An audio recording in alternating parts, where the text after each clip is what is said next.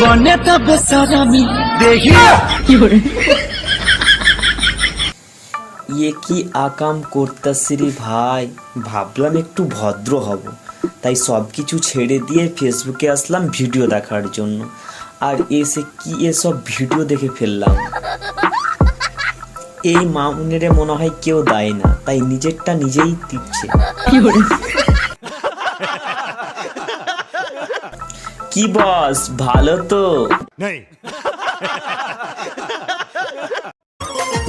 দেখলে তারে মনে হয় বড়ই ভোলা ভালা, আমার লাগি পরানে। এই ভিডিওটা শুধুমাত্র এন্টারটেইনমেন্টের জন্য বানা ভিডিও, দেখবেন, মজা নেবেন আর ভুলে যাবেন, গায়ে মাখবেন না বাবা। যারা গণ গণ হ্যান্ডেল মারো তারা একটু কমাইয়া মাইর। কেন কেন কমাইয়া মারবে কেন? নইলে বিয়ের পর আপনার বউ এই গানটা গাইবে। শক্তি নাই রে বুড়ার গায়ে, তেল মাখতে হয় হাতে।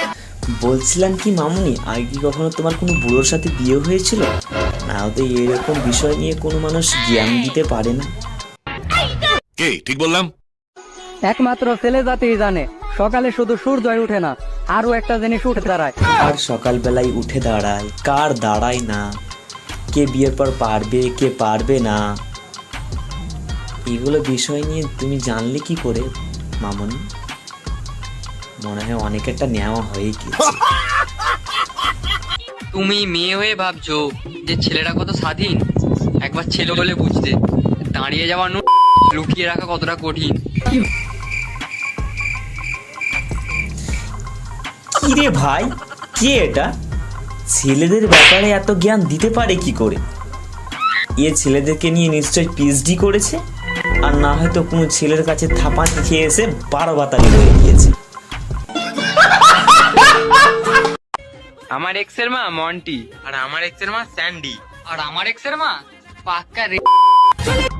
বলেছিলাম তো ঠিক বলেছিলাম তো, ওই এক্সের কাছে থাপান খেয়ে এসে পাক্কা 12 ভাতারি হয়ে গিয়েছে। বলছিলাম কি দিদি, তোমার এক্সের সাথে কি হয়েছে না হয়েছে, তুমি পদ মারিয়েছো না ও পদ মারিয়েছে, সেটা ইন্টারনেটে এসে বলার কি দরকার? আর তার মাকে আবার উল্টো পাল্টো করে গালি দিচ্ছ। সে মা তো মাই হয় না, তোমার হোক কিংবা আমার। কথা কি ক্লিয়ার না ভেজাল আছে? একটা ছেলেকে সঠিক পথে নিয়ে আসতে একটা মেয়ের ওইটাই যথেষ্ট। মানে পবিত্র ভালোবাসাই যথেষ্ট। ওটাই তো ছেলে জাতি শুদ্ধ পুরা দুনিয়াটাকেই শেষ করে দিচ্ছে, ধ্বংস করে দিচ্ছে। ভগবান যে মেয়েদেরকে কি জিনিস দিয়ে যে পাঠিয়েছে। একটা ছেলে সাকসেস হওয়ার কারণ যেরকম একটা মেয়ে হয়, তার পদ মারার কিন্তু কারণ একটা মেয়েই হয়।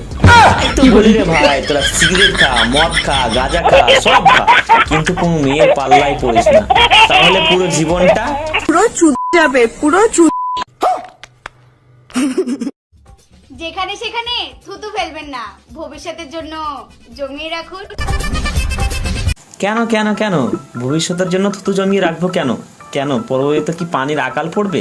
ওই থুতু ভবিষ্যতে স্নান করার জন্য কাজে লাগবে।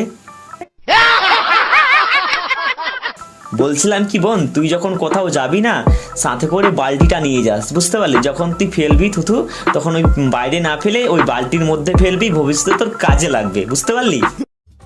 যেখানে সেখানে থুতু ফেলবেন না, ভবিষ্যতের জন্য জমিয়ে রাখুন। ভিডিওটা এখান থেকেই শেষ। যদি ভিডিওটা ভালো লেগে থাকে তাহলে একটা লাইক, একটা কমেন্ট, একটা শেয়ার করে দিবে। আর যদি তোমরা ইউটিউব থেকে দেখো তাহলে সাবস্ক্রাইব করে পাশে থাকা বেল আইকনটা অল করে দাও। আর যদি তোমরা ফেসবুক পেজ থেকে দেখে থাকো তাহলে ফেসবুক পেজটা ফলো করে দাও। তো আবার নেক্সট ভিডিওতে আবার দেখা হবে, ততক্ষণের জন্য tata, bye bye, good night.